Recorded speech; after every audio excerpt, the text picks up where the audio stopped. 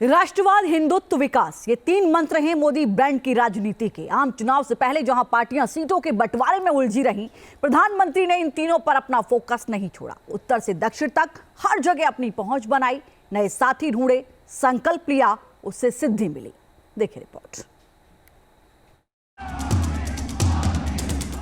इस बार चुनावों के परिणाम 4 जून को आने वाले हैं।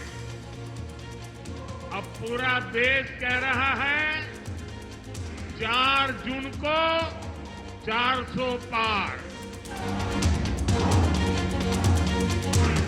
चुनाव की तारीखों का ऐलान होते ही मोदी ने मिशन 400 की शुरुआत कहां से की? मोदी ने आंध्र प्रदेश और केरल को चुना। आंध्र प्रदेश में बीजेपी का स्कोर 0 है। केरल में भी बीजेपी अभी 0 पर है। मोदी ने जहां 0 है वहां से उन्होंने 400 तक की रेस शुरू की है। मोदी का यकीन है कि 24 रन में उनकी रेस कामयाब होगी और एनडीए 400 से ज्यादा सीटों के साथ सत्ता में वापसी करेगी। इस चुनाव में बीजेपी के सहयोग, हमारे साथी लगातार बढ़ रहे हैं। एनडीए की ताकत बढ़ रही है।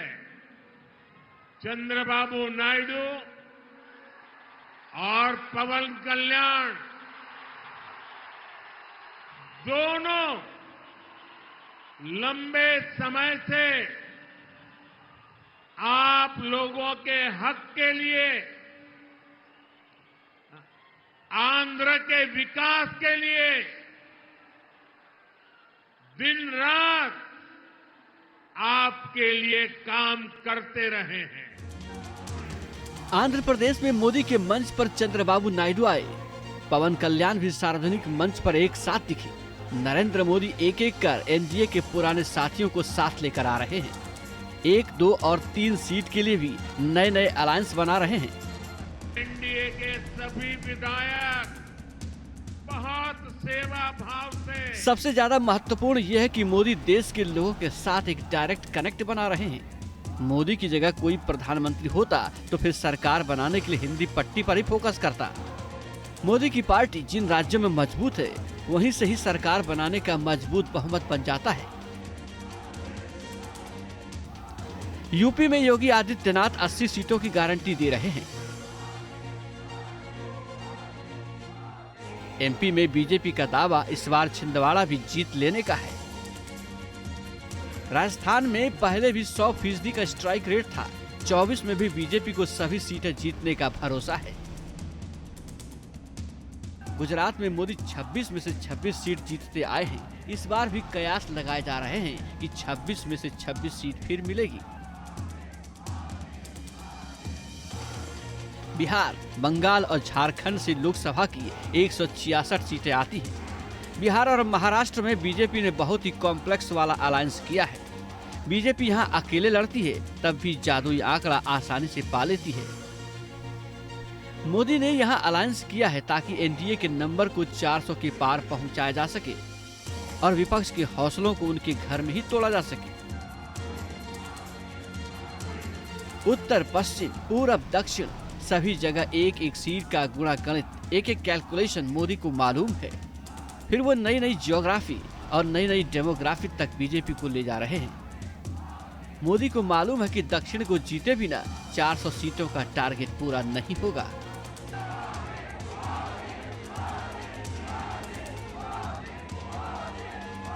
साथियों, अगले 5 साल आंध्र प्रदेश के तेज विकास के लिए बहुत जरूरी है। अगले 5 साल विकसित आंध्र की नींव मजबूत करने वाले होंगे। अगले 5 साल आंध्र प्रदेश में गरीब कल्याण की योजनाओं के विस्तार के होंगे। अगले 5 साल आंध्र के युवाओं, यहां की महिलाओं को नए अवसर देने वाले होंगे। अगले 5 साल आंध्र प्रदेश में इंफ्रास्ट्रक्चर डेवलपमेंट को नई ऊंचाई पर ले जाने वाले होंगे। अगले 5 साल आंध्र प्रदेश में पोर्ट लेड डेवलपमेंट के होंगे, ब्लू इकोनॉमी के विस्तार के होंगे और इसलिए आपको डबल इंजन की सरकार के लिए आंध्र की विधानसभा में और दिल्ली में लोकसभा के लिए वोट करना है। कोई भी चुनाव सियासी शह और मात का फाइनल गेम होता है। इसकी तैयारी बहुत पहले से शुरू हो जाती है। मोदी के विरोधी चुनावी विषाद बीत जाने के बाद अंगड़ाई ले रहे हैं। 24 का ये चुनाव नरेंद्र मोदी का चुनाव है। मोदी ही लीडर है, मोदी ही फेस है, मोदी ही स्टार कैंपेनर है, मोदी ही टिकट डिस्ट्रीब्यूटर है। विपक्ष जहां अभी मंथन कर रहा है, सीट शेयरिंग पर अभी भी रार जारी है, वहीं बीजेपी अब तक 267 कैंडिडेट्स का नाम फाइनल कर चुकी है। मोदी तीसरी लिस्ट पर भी मंथन कर चुके हैं। हो सकता है कि ये तीसरी लिस्ट आज ही जारी हो जाए। इस लिस्ट में कई नए चेहरों को मौका मिल सकता है, जबकि कई का टिकट कट सकता है। सूत्रों की माने तो रीता बहुगुणा जोशी, वरुण गांधी, मेनका गांधी, जनरल वीके सिंह, ब्रजभूषण शरण सिंह, रमापति राम त्रिपाठी, संघमित्रा मौर्य, सत्यदेव पचौरी, संतोष गंगवार के टिकट कटने के आसार साफ दिखाई दे रहे हैं। मोदी का मैसेज क्लियर है कि वो उन लोगों पर दाव नहीं लगाएंगे जो 2 कार्यकाल के बाद भी अपने लिए नया वोट वर्ग तैयार नहीं कर पाए हैं। ऐसे नेताओं से भी परहेज ही रहेगा जिसके बयानों की सफाई पार्टी को देनी पड़ती है। 195 उम्मीदवारों की पहली सूची में जब सिर्फ 30 मौजूदा सांसदों का टिकट काटा गया था, तब यह कयास लगने शुरू हो गए थे कि इस बार बीजेपी बड़े पैमाने पर उम्मीदवारों को नहीं बदलेगी। लेकिन 72 उम्मीदवारों की दूसरी सूची में 33 मौजूदा सांसदों का टिकट काटकर पार्टी ने साफ कर दिया है कि उसके लिए उम्मीदवारों की जीतने की क्षमता सबसे अहम है और टिकट भी काटे जा सकते हैं। 2024 का ये चुनाव पॉलिटिकल कैरेक्टर का भी चुनाव है। मोदी के जितने भी विरोधी हैं, उनका लक्ष्य बहुत छोटा है। मोदी बहुत आगे चल रहे हैं क्योंकि उनका लक्ष्य बहुत बड़ा है। साथियों, एनडीए में हम सबको साथ लेकर चलते हैं, लेकिन दूसरी ओर कांग्रेस पार्टी है जिसका एक ही एजेंडा है, गठबंधन के लोगों को यूज एंड थ्रो करना। आज कांग्रेस को भले ही मजबूरी में इंडी अलायंस बनाना पड़ा हो, लेकिन इनकी सोच वही है। आप देखिए, लेफ्ट और कांग्रेस केरला में एक दूसरे को क्या कहते हैं, बंगाल में टीएमसी और लेफ्ट एक दूसरे के लिए क्या क्या बोलते हैं, पंजाब में कांग्रेस और आप एक दूसरे के लिए कैसी भाषा बोलते हैं। जो लोग चुनाव से पहले अपने फायदे के लिए ऐसे लड़ते हो, ऐसे झगड़ते हो, वो चुनाव के बाद क्या करेंगे, ये आप इसका अंदाजा लगा सकते हैं।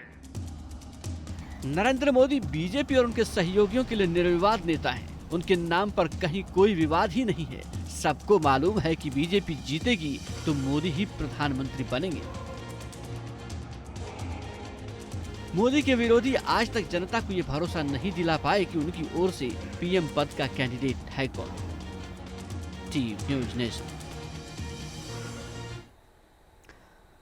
प्रधानमंत्री नरेंद्र मोदी ने अपने कैबिनेट मंत्रियों को खास सलाह दी है। कैबिनेट की बैठक में पीएम मोदी ने अपने मंत्रियों को नई सरकार से पहले 100 दिनों का रोड मैप बनाने का टास्क दिया है। साथ ही अगले 5 साल का एक्शन प्लान तैयार करने को भी कहा है।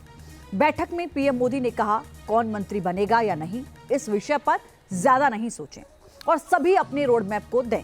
बैठक के दौरान पीएम मोदी ने यह भी कहा कि सरकार फिर से सत्ता में आ रही है, इसलिए विकास के काम लगातार जारी रहने चाहिए। तो जाहिर है कि कॉन्फिडेंस बताता है कि आने वाले दिनों में भारतीय जनता पार्टी किस तरीके से चुनाव को लेकर अपनी रणनीति बना रही है।